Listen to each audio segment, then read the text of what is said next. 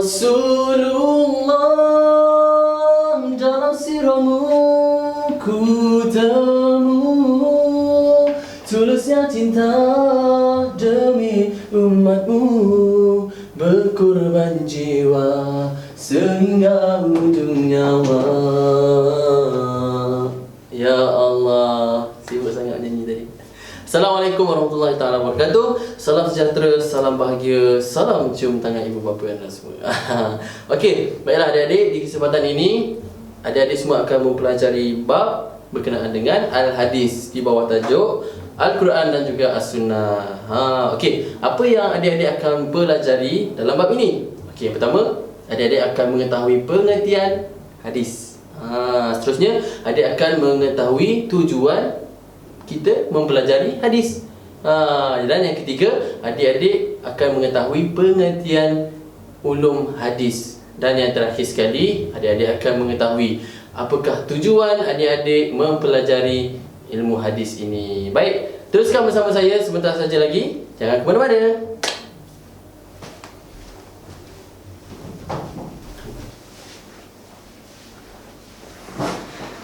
Baiklah adik-adik, tadi saya telah menerangkan kepada adik 4 perkara yang perlu adik ketahui dalam silibus yang kita akan belajar, iaitu subjek hadis.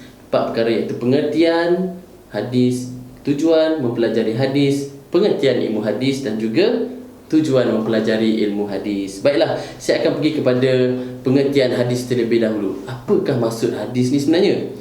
Baiklah, hadis ini bermaksud segala yang diriwayatkan daripada Rasulullah sallallahu alaihi wasallam, sama ada ucapan, perbuatan, pengakuan atau sifat fizikal dan rohani baginda. Faham? Tak faham lagi? Baiklah, hadis ni secara ringkasnya apa yang boleh saya katakan, iaitu apa yang Rasulullah cakap, apa yang Rasulullah buat, segala tindak tanduk perkara yang Rasulullah lakukan, itu yang dimaksudkan dengan hadis. Faham? Baiklah, yang seterusnya iaitu tujuan mempelajari hadis. Apakah tujuan adik-adik mempelajari hadis ni? Baiklah, kita lihat yang pertama, iaitu mengiktiraf hadis sebagai sumber kedua dalam Islam. Sebagaimana yang adik perlu ketahui, hadis ni merupakan sumber rujukan bagi umat Islam yang kedua selepas Al-Quranul Karim. Nampak di situ. Baiklah, yang seterusnya iaitu sebagai pedoman menunaikan ibadah. Apa yang dimaksudkan di sini iaitu hadis ni kita dapat jadikan sebagai satu panduan untuk kita menunaikan ibadah, sebagaimana sabda baginda sallallahu alaihi wasallam, sallu kama raaitumuni usalli. Salatlah kamu seperti mana kamu melihat aku solat. Itu dia Nabi sebut. Mudah-mudahan perkara itu dapat menjadikan satu panduan untuk kita menunaikan ibadah. Baiklah, yang seterusnya iaitu memupuk perasaan cinta kepada Rasulullah sallallahu alaihi wasallam dalam segala aspek. Nampak? Kita tujuan mempelajari hadis ni supaya kita dapat memupuk rasa cinta kepada Rasulullah. Bagaimana cara kita memupuk rasa cinta kepada Rasulullah? Kita buatlah apa yang Rasulullah suruh buat. Kita tinggalkan apa yang Rasulullah tak buat. Dan juga sentiasalah berselawat kepada baginda sallallahu alaihi wasallam, ya. Dan yang seterusnya iaitu memahami hala tuju Islam dari sudut sosial, ekonomi dan politik. Sebagaimana yang adik perlu ketahui, Rasulullah sallallahu alaihi wasallam ini merupakan qudwah hasanah kita bagi umat Islam. Kita kena tengok bagaimana cara Nabi bersosial, bagaimana cara Nabi menguruskan ekonomi, dan juga bagaimana cara Nabi berpolitik dengan betul. Nampak di situ kepentingannya. Dan yang terakhir sekali iaitu menghayati dan mengamalkan sunnah Rasulullah sallallahu alaihi wasallam. Bagaimana kita nak menghayati dan mengamalkan sunnah Rasulullah? Banyak sunnah Rasulullah ni. Tak apalah, kita ambil satu, iaitu contoh sunnah Rasulullah ni bersugi, gosok gigi. Kan? Itu sunnah Nabi yang sangat besar. Kalau kita tak dapat laksanakan sunnah Rasulullah dengan banyak, kita cuba sedikit demi sedikit tetapi berterusan. Mudah-mudahan dengan cara itu dapat melahirkan rasa kecintaan kita kepada Nabi Muhammad sallallahu alaihi wasallam. Baiklah, itu antara perkara-perkara tujuan yang adik-adik perlu ketahui dalam pelajari hadis ni.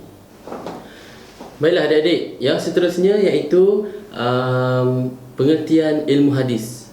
Apa yang dimaksudkan dengan ilmu hadis ni? Baik, ilmu hadis ni iaitu kaedah yang digunakan untuk mengetahui dan menilai kedudukan perawi ataupun sanad dan lafaz sesebuah hadis iaitu matan. Nampak? Ilmu hadis ni sebenarnya kita nak membicarakan, kalau mengikut pandangan As-Suyuti, beliau mentafsirkan ilmu hadis ni bagaimana cara-cara nak kita sambungkan hadis tu supaya sampai kepada Rasulullah. Dari segi perawinya, perawi yang dobitnya, dari segi hadis yang terputus sanadnya, hadis yang sambung sanadnya. Itu adalah yang dimaksudkan dengan ilmu hadis. Baiklah, yang seterusnya iaitu sunnah. Apakah yang dimaksudkan dengan sunnah?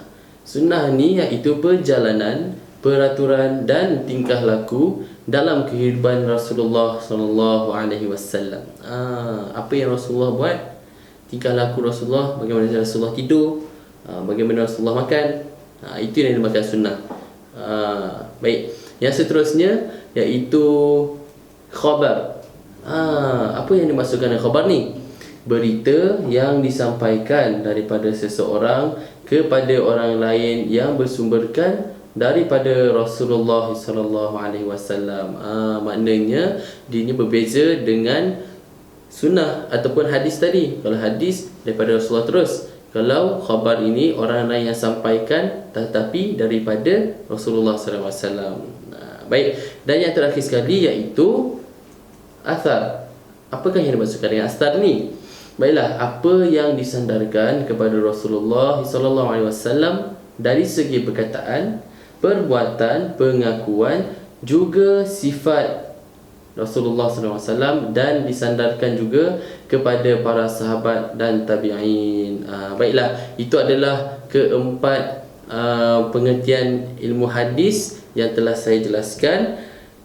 Kemudian kita akan mengenali apakah tujuan mempelajari ilmu hadis ni.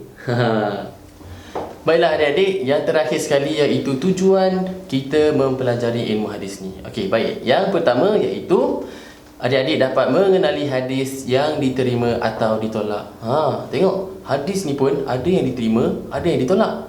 Hadis yang diterima ni iaitu hadis maqbul, di mana hadis ni boleh digunakan sebagai dalil untuk berhujah. Manakala hadis yang ditolak iaitu hadis mardud, hadis ini tidak boleh digunakan sebagai dalil untuk banyak sangat untuk tak boleh juga ya. Untuk berhujah. Nampak? Okey, yang kedua iaitu mengklasifikasikan hadis mengikut syarat seperti sahih, hasan dan dhaif. Adik-adik dapat mengenal hadis-hadis seperti hadis sahih, hadis hasan dan juga hadis dhaif. Macam manakah klasifikasi hadis-hadis tersebut? Baik, yang seterusnya iaitu adik dapat membina kaedah-kaedah fiqh. Bila adik belajar ilmu hadis ni, ianya juga dapat membina kaedah-kaedah fiqh, qawaid fiqhiyah, usul fiqh dan sebagainya. Sebagaimana yang saya perjelaskan di awal tadi, ilmu hadis ataupun hadis ni merupakan sumber yang yang kedua selepas Al-Quranul Karim. Baik, dan yang seterusnya iaitu membantu mendapatkan hadis kukuh sebagai dalil untuk berhujah. Bila kita belajar ilmu hadis ni, kita dapat membantu kita untuk mengetahui hadis yang betul-betul kukuh, supaya dapat dijadikan sebagai dalil untuk banyak sangat pun tak boleh juga sebenarnya kan, untuk berhujah. Baik, dan yang seterusnya iaitu menjaga dari penyelewengan musuh Islam. Sekarang ni untuk pengetahuan adik-adik, banyak sangat hadis-hadis yang palsu, hadis-hadis yang bukan daripada Nabi yang direka oleh musuh-musuh Islam, jadi disebarkan kepada umat Islam ni. Untuk apa? untuk apa ya, untuk mengelirukan umat Islam. Jadi kita kena jaga betul-betul ilmu hadis ni supaya kita tidak tertipu dengan hadis-hadis palsu yang daripada musuh-musuh Islam kita ni. Dan yang terakhir sekali iaitu bila kita belajar ilmu hadis ni, kita dapat memahami ilmu hadis ni. Itu yang penting. Kalau kita belajar tak faham, tak guna juga kan? Jadi itulah tujuan kita mempelajari ilmu hadis ni.